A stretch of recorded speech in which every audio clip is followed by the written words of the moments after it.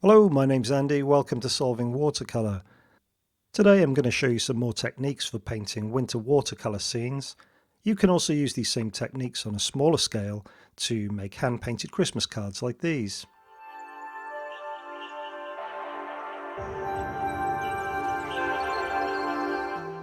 So I'm going to start by wetting the top 2/3 of the paper.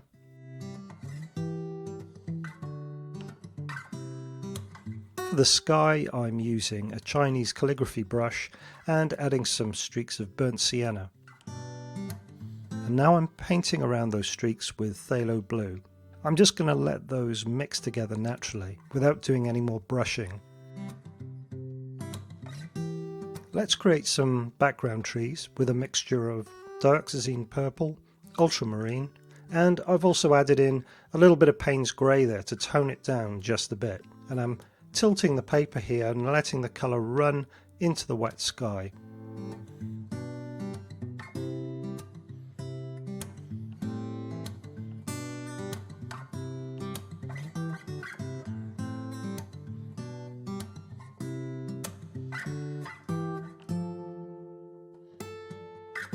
There's a lovely colour contrast that you get from putting purple next to burnt sienna like this.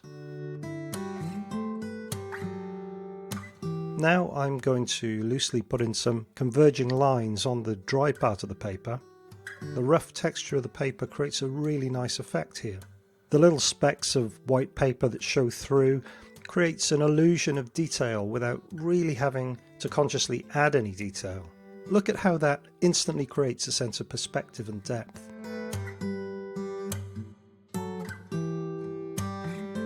I'm going to let that dry a bit, but not completely. Just before the shine goes off the paper, I'm going to sprinkle on a bit of salt, and as the painting dries, the salt grains are going to suck up some of that moisture and create a texture that's reminiscent of falling snowflakes.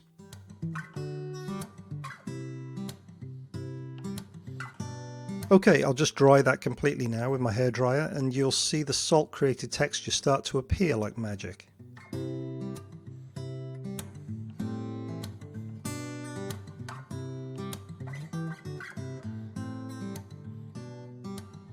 If you're finding this tutorial helpful, why not like this video and subscribe to the channel. My website, solvingwatercolor.com, is linked in the description below, and I have a ton of free tutorials there. A free course, Learn How to Paint Watercolour in 7 days, and if you want to go more in depth and learn a whole lot more about this beautiful art form, I have some paid courses too. Okay, that's completely dry now, and I'm just going to brush off all those little salt crystals.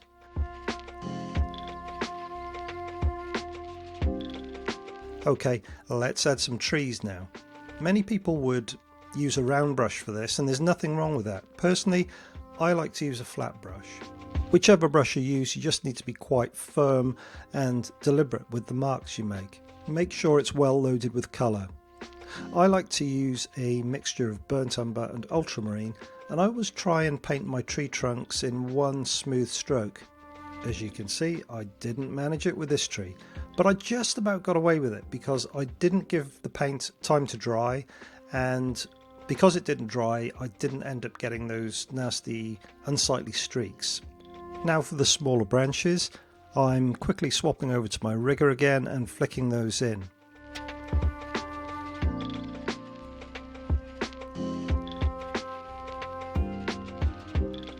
Let's add a little shadow and a suggestion of grass at the base of the tree to make it look like it's connected to the ground.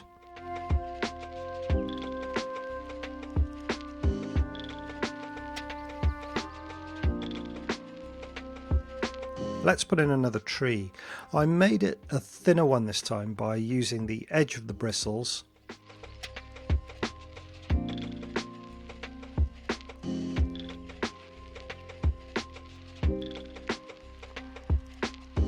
And now I'm switching to the rigger again.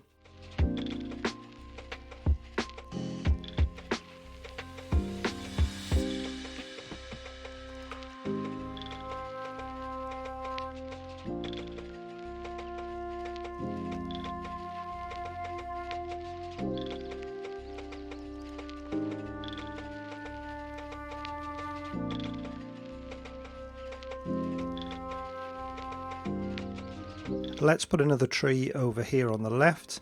Plenty of paint on the brush, and yes, that one was way smoother than my first one.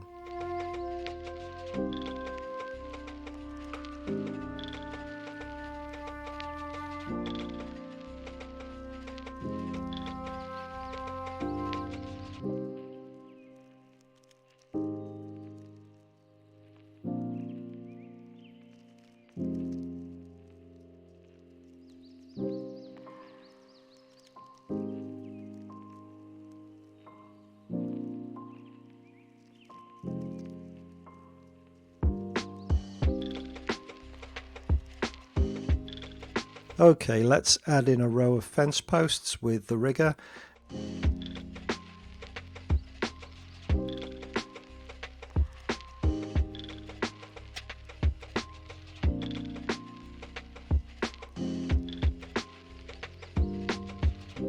And some thin trees just with the rigger.